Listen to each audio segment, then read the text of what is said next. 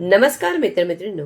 उन्हाळ्याची चाहूल लागली की आपल्याला आठवतं गार गार अगदी चविष्ट आणि ताजेतवानं करणारं ते म्हणजे कैरीचं पन्ह. तेच कैरीचं पन्ह आपण अगदी पारंपरिक पद्धतीने साध्या सोप्या पद्धतीने बनवणार आहोत. तुम्हाला जर बनवायचं असेल तर मात्र शेवटपर्यंत हा व्हिडिओ पाहावा लागेल.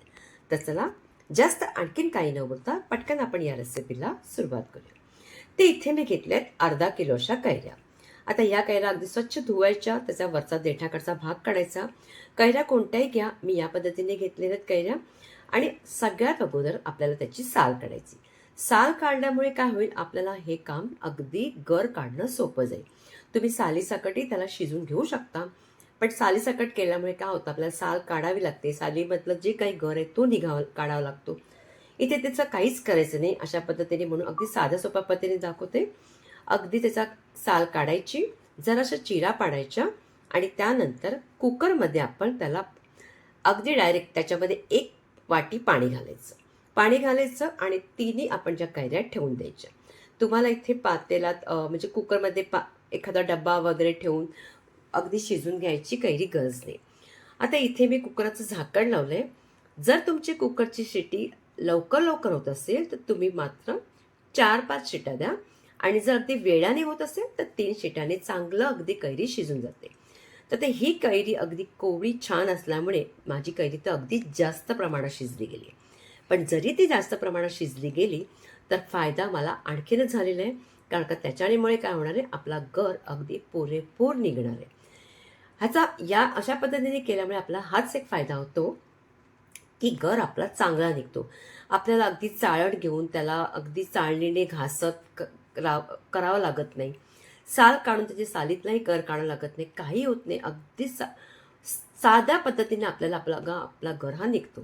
आता तुम्ही बघाल ना, ती कोय अगदी पूर्णपणे त्याचा सगळा मी गर अगदी पुसून घेतलेला आहे, अगदी छान असा. आणि गरही अर्धा किलोचा बऱ्यापैकी निघालाय. कुकरही अगदी स्वच्छ झालेले, पाणी त्यात पूर्ण शोषून घेतले. आता या पन्ह्यामध्ये घालण्यासाठी आपण एक छानसा मसाला बनवूया. अगदी चवीचा बनणारे पन्ह ते. 1 मोठा चमचा घ्यायचे जिरं, 1 मोठा चमचा घ्यायचे आपल्याला बडीशेप आणि तुम्हाला जर तुम्ही तिखट थोडंसं हवं असेल तर काळी मिरी जास्त घ्या. मी इथे 7-8च घेतले आहेत काळी मिरी.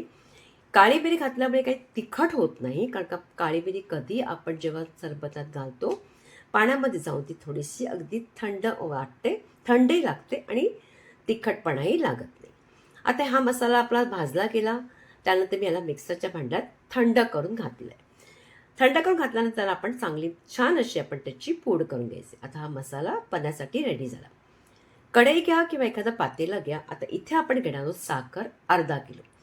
जितकं कैरी आहे तितकीच साखर आपण घ्यायची.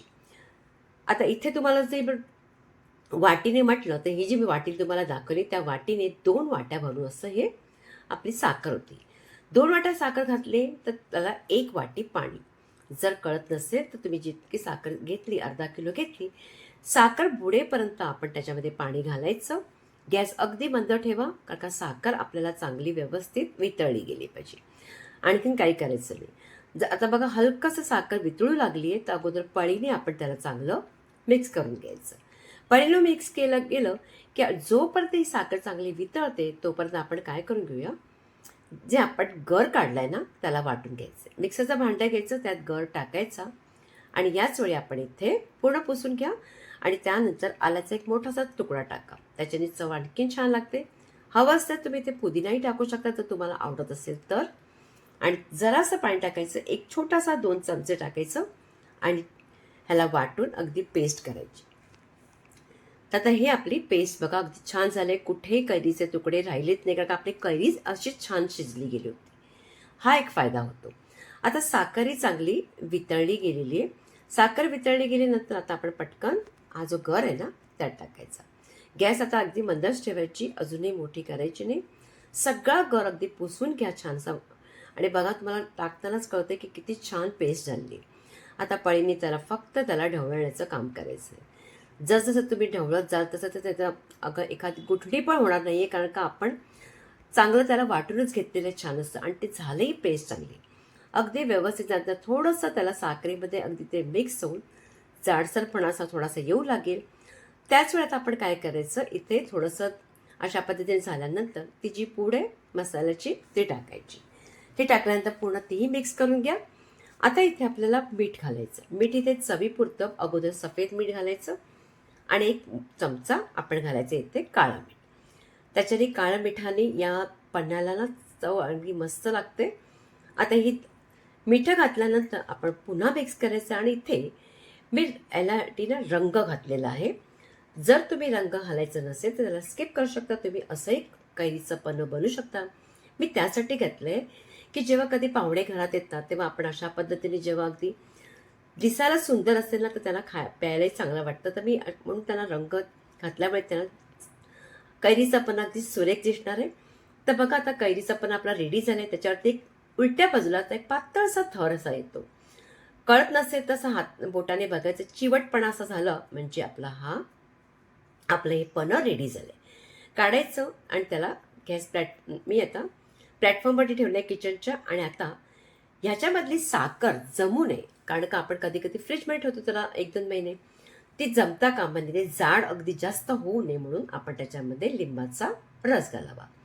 साखर कधीही आपल्याला अशी जमू शकते म्हणून ती जमता कामा नये म्हणून ही मी लिंबाचा रस घातला. लिंबाचा रस घातल्यानंतर आता बघा छान असं पन्हं आपलं रेडी झालं.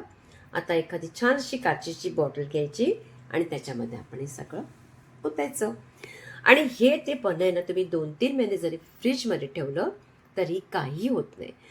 पण हे इतकं चांगलं लागतं की या उन्हाळ्यात ते आपल्याला 1 महिनाहीच आपलं राहणार नाही आहे. का सगळ्यांना इतकं आवडणार आहे. आणि आपण जो मसाला बनवला आहे त्याच्यामुळे त्याची चव आणखीन वाढली आहे. आता हे आपलं पन्हं रेडी झालं. आता पटकन आपण त्याला बनवूया. बनवायलाही दाखवते. आता इथे मी बर्फाचे तुकडे बऱ्यापैकी घेतले का थंडगार कैरीचं पन्हं अगदी छान लागतं. त्याचबरोबर 2-3 चमचेचे आपण ह्याच्यामध्ये घालायचं हे जे कैरीचं पन्ह्याचं मिश्रण. आता तुम्हाला जर गोड जास्त हवं असेल तर तुम्ही जास्त प्रमाणात थोडं घालू शकता. त्यानंतर आपण त्याच्यामध्ये पाणी घालायचं. आता 3-4 ग्लास करायचे म्हणून मी इथे पाणी घातलं, म्हणजे अर्धा लिटरचं पाणी पुरेसे. पाणी घातल्यानंतर इथे मी अगोदर सब्जा ना पाण्यात भिजून ठेवला होता. कारण का सब्जा गरमीमध्ये नक्की तुम्ही भिजून खात जा. नुसता जरी तुम्ही पाण्यात घालून खाल्ला ना तरी तो चांगला शीतळ असतो. आता त्यात मी लिंबाचे तुकडे टाकले. ते तुम्ही जरा स्किप करू शकता. पण अशा पद्धतीचं पन्हं बनवलं की जसं आपण सरबत बनवताना कसं असतं छान दिसतं तसं वाटतं.